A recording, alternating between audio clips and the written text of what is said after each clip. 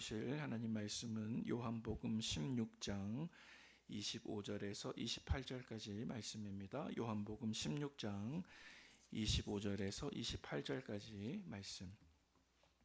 우리 한 목소리로 합독하겠습니다.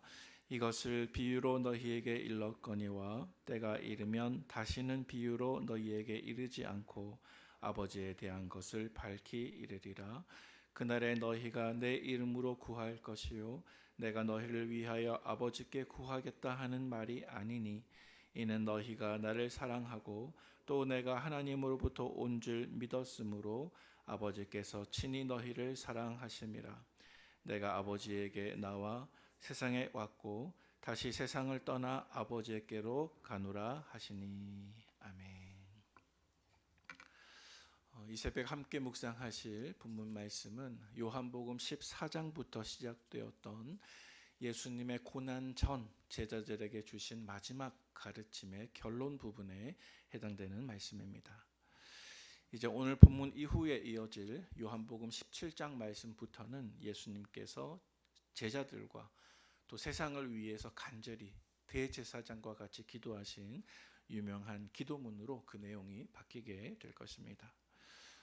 오늘 본문의 마지막 주님의 가르침 속에서 예수님께서는 제자들의 믿음을 격려하셨고 또 아직 십자가를 지시기 직전이었지만 예수님의 십자가를 통해 나타날 새 시대를 예고하고 계십니다.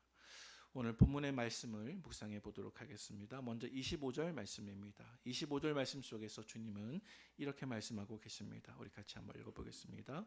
이것을 비유로 너희에게 일렀거니와 때가 이르면 다시는 비유로 너희에게 이르지 않고 아버지에 대한 것을 밝히 이르리라. 아멘. 예수님께서 이것을 비유로 너희에게 일렀거니와, 여기서 이것에 해당되는 내용이 무엇일까요? 그것은 지금까지, 즉 방금 전까지 예수님께서 제자들에게 말씀하신 조금 있으면 너희가 나를 보지 못할 것이요 조금 있으면 또 너희가 나를 보리라. 마치 해산하는 여인과 같이 너희가 지금은 근심하지만 이후에는 기뻐하리라 등과 같은 예수님의 십자가와 부활에 대한 모든 가르침을 뜻하는 것입니다. 예수님께서 이 말씀을 함께 나누고 계신 예수님의 모든 제자들은 예수님과 3년 동안이나 함께 동행했지만 그들은 예수님께서 들려주신 모든 말씀에 대해서 여전히 이해가 부족했고 그들의 이해는 여전히 제한적이었습니다. 그들은 당시에 아직 성령을 받지 못했습니다. 또 그들은 당시에 예수님의 십자가와 부활을 아직 경험하지 못했습니다. 그래서 예수님께서는 그들에게 하나님 나라에 대한 모든 것을 여전히 비유로 말씀하실 수밖에는 없었습니다. 왜냐하면 아직 그들이 모든 것을 깨달을 준비가 되어 있지 않았기 때문입니다. 그런데 방금 읽은 25절 하반절 말씀에 보니까 주님께서는 제자들에게 새로운 소망의 약속을 주십니다. 하반절에 이렇게 기록되어 있죠. 때가 이르면 다시는 비유로 너희에게 이르지 않고 아버지에 대한 것을 밝히 이르리라. 여러분, 여기서 때가 이르렀다, 때가 이르면 이것이 무슨 뜻일까요? 언제를 이야기할까요? 주님께서 말씀하시는 이 때는 오순절 성령 강림의 때를 의미하는 것입니다.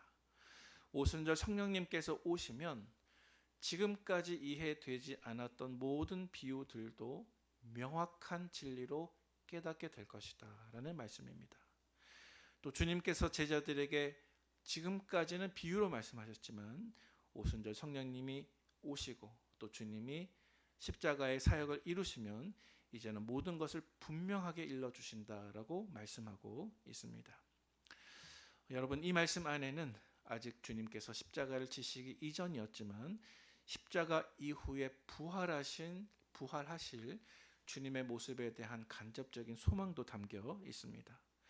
십자가의 죽음이 예수님께 결코 끝이 아니라 다시 부활하셔서 제자들과 만나실 것이고 또 성령님을 통해서 모든 진리를 분명하게 깨닫게 하실 것이라고 하는 주님의 은혜의 시대에 대한 새 예고의 말씀이 담겨져 있는 것입니다. 그래서 이 말씀 그대로 우리 주님께서는 부활하신 이후에 제자들에게 나타나셔서 모든 것을 분명하게 말씀하시는 새로운 기회를 가지게 되셨습니다. 우리 사도행전 1장 3절 말씀을 함께 읽어보도록 하겠습니다. 시작. 그가 고난받으신 후에 또한 그들에게 확실한 많은 증거로 친히 살아계심을 나타내사 40일 동안 그들에게 보이시며 하나님 나라의 일을 말씀하시니라. 아멘. 방금 읽은 말씀 그대로 예수님께서는 십자가를 지시고 부활하신 이후에는 더 이상 비유로 말씀하시지 않습니다. 이제는 제자들에게 직접적으로 말씀하십니다. 그리고 이미 예고하신 것처럼 예수님의 십자가와 부활 이후에 제자들에게 약속하신 성령도 보내주십니다. 우리 사도행전 1장 8절 말씀 다 같이 읽겠습니다. 시작. 오직 성령이 너희에게 임하시면 너희가 권능을 받고 예루살렘과 온 유대와 사마리아와 땅끝까지 이르러 내 증인이 되리라 하시니라. 아멘. 성령이 임하신 이후에 제자들은 더 이상 주님의 말씀을 이해하지 못해서 당황하거나 마치 안개가 낀 것과 같은 상황 속에서 예수님의 말씀을 이해하지 못해 서로 수군거릴 일이 없었습니다. 그들은 이제 예수님의 십자가와 부활의 의미를 분명하게 깨달은 주님의 증인이 되었습니다. 그리고 여러분, 이것은 오늘날 저와 여러분들에게도 동일하게 적용되는 말씀입니다. 우리 안에 계신 성령님은 우리에게 환한 빛을 비춰주셔서 우리가 성경을 읽을 때 또 복음을 들을 때 예수님의 십자가가 나를 위한 대속의 죽음이었음을 알게 하시고 또 우리의 고난을 넘어 부활의 능력으로 살아가게 하시는 것이 성령님이 우리에게 주신 은혜의 시대임을 기억하시기를 바랍니다. 그리고 이러한 은혜의 시대는 오직 주님의 십자가를 통해서만 가능한 것입니다. 이 은혜가 오늘날 현실을 살아가는 저와 여러분들에게 분명한 빛과 소망이 되시기를 주님의 이름으로 축원드립니다.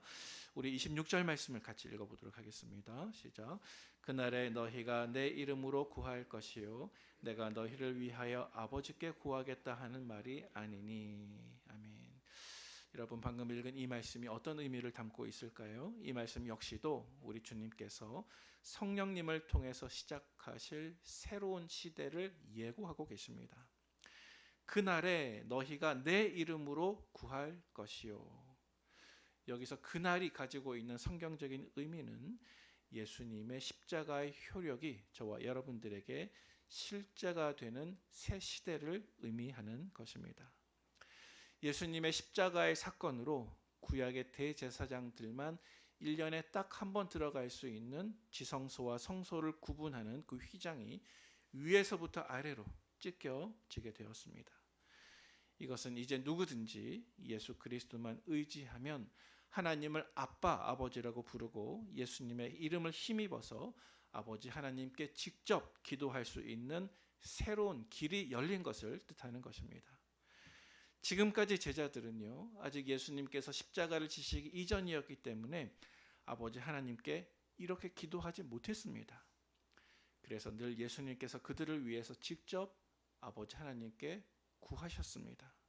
그러나 이제 제자들은 주님께 직접 대신 기도해달라고 부탁하는 대신에 이제부터는 우리 예수님의 이름을 힘입어서 아버지 하나님께 직접 나아가고 직접 기도할 수 있는 영적인 권세를 얻게 된 것입니다. 이것은 이제 곧 십자가를 지신 주님의 희생으로만 가능한 일입니다. 이제 저와 여러분들은 친히 자신의 죄 없는 몸으로 하나님 앞에 단번에 희생의 제사를 드리신 예수님의 공로로 아버지 하나님께 직접 나아가 예수님의 이름으로 기도하고 구하는 것을 받을 수 있는 영적인 자녀가 된 줄로 믿으시기를 바랍니다. 예수님께서는 제자들에게 그들이 직접 하나님께 이렇게 기도할 수 있는 또 다른 이유에 대해서 이어지는 27절 말씀 속에서 이렇게 설명하고 계십니다. 우리 27절 말씀 같이 읽겠습니다.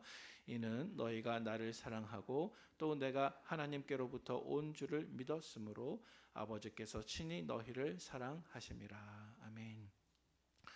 방금 읽은 이 말씀 속에서 우리 주님께서는 제자들이 전에는 너무나 멀게만 느껴졌던 하나님 아버지께 직접 나아가서 직접 기도할 수 있게 된 가장 중요한 이유에 대해서 말씀하고 계십니다. 여러분, 그 이유가 무엇일까요? 그 이유는 저와 여러분들이 도덕적으로 완벽해서가 아닙니다.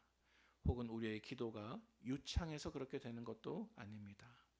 오직 우리가 예수님을 사랑하고 오직 우리가 예수님이 하나님이 보내신 하나님의 아들 그리스도임을 믿을 때, 그렇게 믿는 저와 여러분들을 하나님께서 친히 사랑해 주시기 때문인 것입니다.